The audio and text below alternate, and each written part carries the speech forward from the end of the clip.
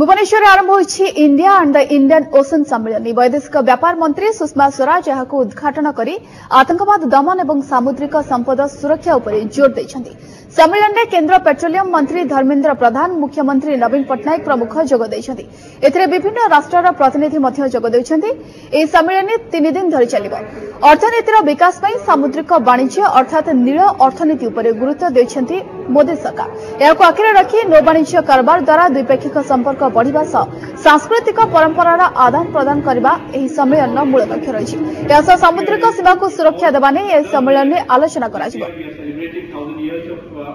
मंचों पर उपस्थित थिबा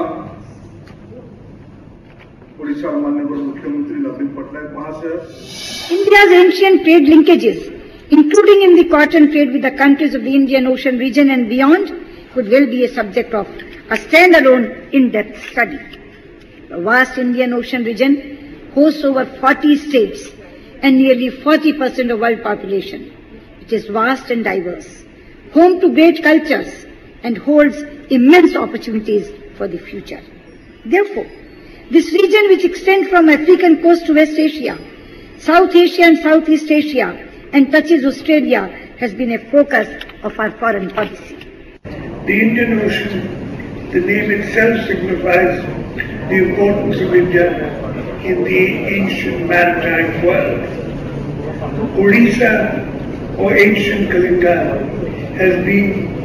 has a distinguished legacy of enduring commercial and cultural relationship with a vast number of countries along the rim of the Indian Ocean.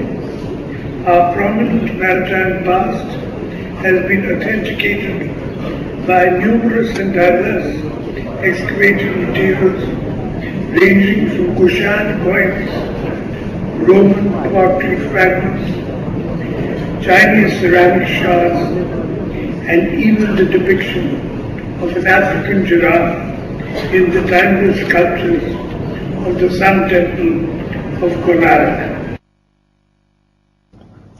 नजर के आज दिन आउ को गुरुत्वपूर्ण खबर उपरे गुरुत्वपूर्ण माइन्स एवं मिनरल्स बिल राज्यसभा पारित होइछि। बिल समर्थन रे भोट दैछन्ति BJD, Trinamool Congress, AIADMK, BSP एवं